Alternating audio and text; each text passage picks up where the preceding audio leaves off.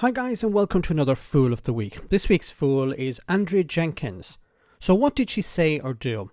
Well, with the latest attempt to remove Rishi Sunak, piloted by former Minister Simon Clarke, crashing and burning, the headbangers on the far right of the Conservative Party still believe they can kick Sunak out and put in one of their own. This is a stupid idea for both the party and the headbangers, and I'll explain why in a moment. But first, let's have a listen to what Andrea had to say when she appeared on Tory-friendly GB News.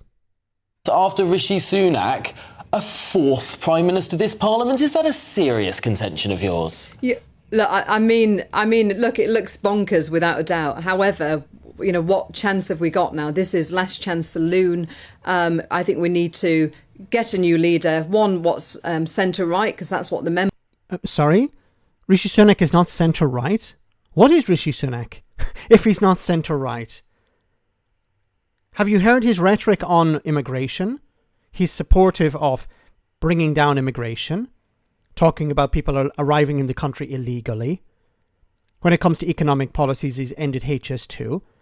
He seems to be pro the fossil fuel industry. So in what way is he not centre-right? Members are, and the members got to choose this time. They shouldn't have foisted on them like we did with Theresa May, like we have done with Rishi. We need a centre-right leader who brings true Conservative policies. And what true Conservative policies? Which policies are you talking about? What has Rishi Sunak not delivered? What left-wing policies has he implemented? And then, once they've selected one, obviously going to an election. We're in election year anyway, so let them set the stall out. And we're not going to win with Rishi, unfortunately. The polls are demonstrating that. Andrea, I appreciate you have very strong views, but aren't you making it more likely that there will be a Labour government? I mean, talking about Kemi Badenoch, for example, so negatively, has she not been effective as a minister? Does all this sort of infighting, it doesn't look too appealing? Look, I'm a straight Yorkshire woman. If I dislike somebody, or if I think someone's incompetent or they're not doing their job, or if I don't think they deserve to be Prime Minister, I'll say it, of whichever party. But you won't criticise yourself. And I think there's far better candidates there. She only got elected in 2017. There's far more experienced people there who could be in the running if the Prime Minister steps down. Are you up for the job, Andrea? Andrea, are you up for the job? No, look, I'm not that delusional. I'd get one vote from MPs and that'd be myself. So I'm not delusional. I just want a true Conservative leader in there. Are you on Team Braverman? Look, Rishi is not effective. We are so behind in the polls, is not cutting through. I gave him a chance, especially with him saying he was going to roll back on net zero, because I want to just ditch net zero personally myself. Look at the immigration. Why? Why do you want to ditch net zero personally? What is the motivation behind that? I mean, I think we need to come out really strong on this. And let's face it, Trump said he'll build a wall. What's the equivalent we can do in Britain? We need to... Oh, my goodness.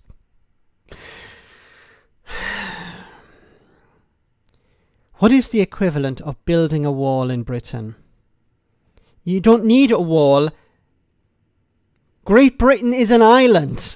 Does she not understand that Great Britain is an island? The motivation, which was a stupid motivation, but the motivation that Trump had was, well, we have a border with Mexico and people are crossing the border. We need to build a wall to stop people crossing the border. But Britain doesn't need to build a wall because there's a sea. Does she not understand that? Jesus. To be really strong and deliver for the British public. Give us a name of who you'd like to see as the next leader of the Conservative Party then. Top one. Well, I want to see the right unite, because let's face it, there's only about a third of us on the centre-right in the parliamentary party. Centre-right. These people are close to fascists and they call themselves centre-right. What in her mind would be far-right? I'd love to know. So we would need to unite behind one candidate.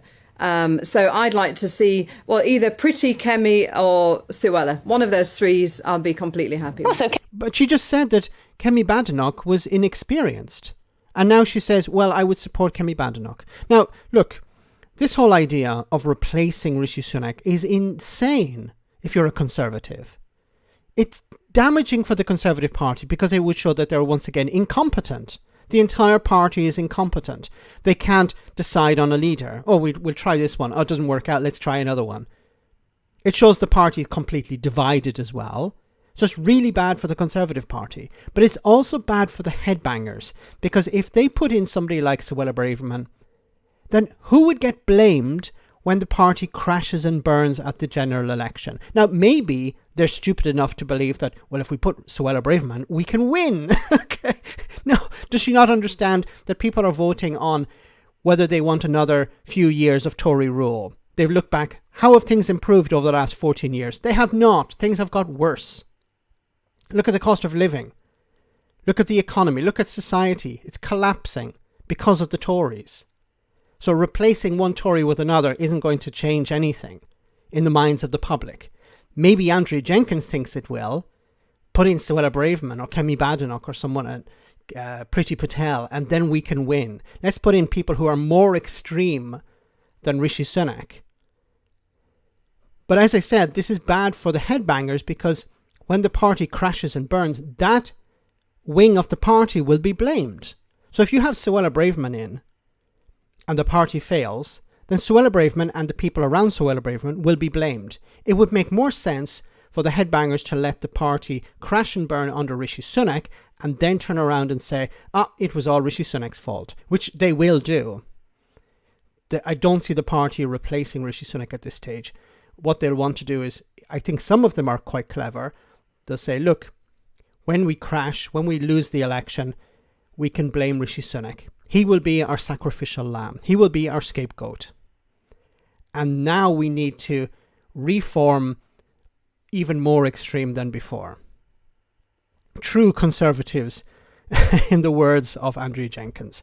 And that's why she's our Fool of the Week. See you next time for our next Fool of the Week.